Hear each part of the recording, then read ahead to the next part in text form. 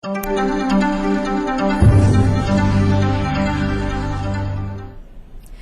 to ForexTV.com. It's Thursday, November 15th. I'm Remy Huki for New York Forex Market Buzz. In New York afternoon trade as of 1:30 p.m. Eastern Time, Euro-dollar is trading at 146.18, and sterling dollar is at 204.42, while dollar-yen is now trading at 110.87 yen. And the Philly Fed Index was released with the General Business Condition Index up to 8.2 from 6.8 in the previous month. Joining us this afternoon is Rhonda Staskow from Thomson Financial. Good afternoon, Rhonda. Good afternoon. Thanks for joining us today.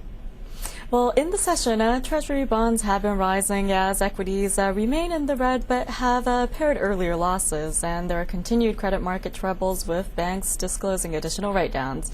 And not surprisingly, dollar-yen has come off of the 111 yen level. But Rhonda, give us your take on what's adding to bearish sentiment on the session and ranges for the low-yielding dollar-yen pair.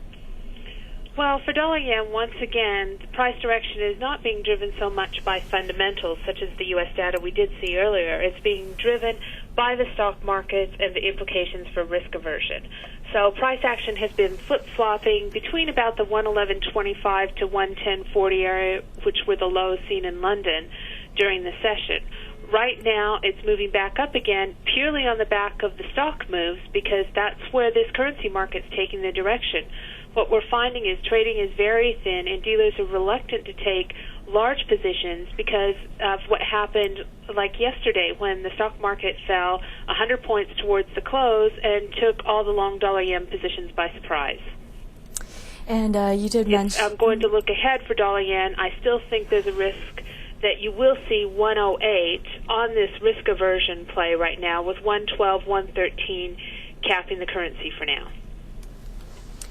And Rhonda, earlier today we had some U.S. data come out, including CPI, which was hotter than expected, and the New York Empire State Manufacturing Index fell to 27.4, which is better than forecast. But this data, as you mentioned, did not have a lasting impact on the currencies. But in the session, the dollar has gained against the Aussie, Kiwi, and CAD, with dollar CAD hitting spot 98.10 in the session. If you could briefly tell us about dollar appreciation against the commodity currencies and what key levels you'll be watching.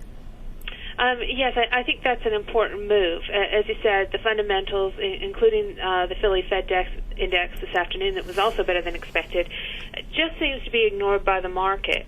Even though the dollar is higher, I don't think it's on the fundamentals. What we're starting to hear is more flow-driven activity, where you're starting to see funds that have been invested overseas all this year starting to bring their money back before the end of the fiscal year.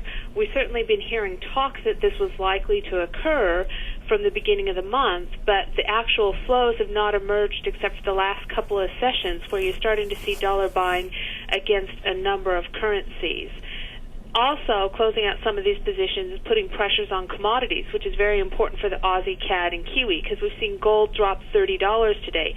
Part of this is unwinding of carry trade of gold against yen, but part of it is also this profit-taking we're talking about, some of which are said to be related to margin calls.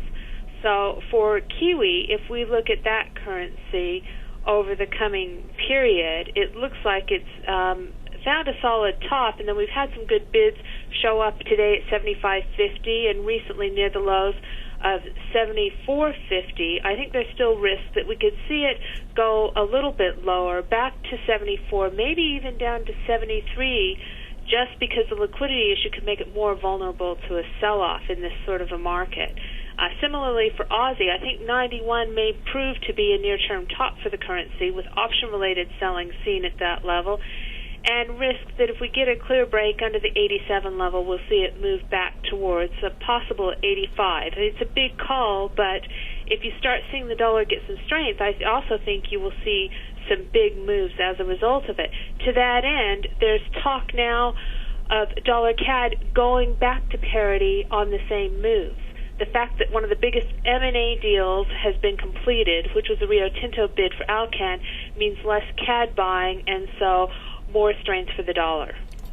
And speaking of another high-yielding currency that has fallen against the U.S. dollar is sterling. After seeing a high over $2.11 last week, the pound is currently trading around $2.0440. Rhonda, tell us about the latest BOE inflation report, which came out yesterday, and the latest data weighing on the UK currency.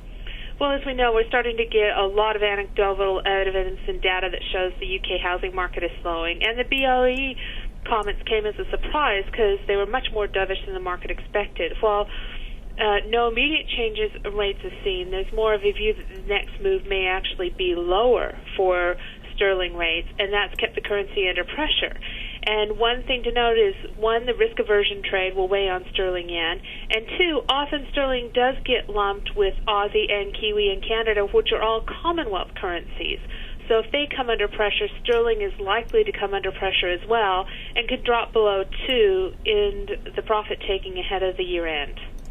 And last but not least, before we wrap it up for today, looking ahead to tomorrow's morning New York session, tick data will be closely watched. The tick data will be released at 9 a.m. Eastern Time, and this could add to volatility if we get any surprises. But briefly, if you could give us your forecast heading into tomorrow's North American morning session.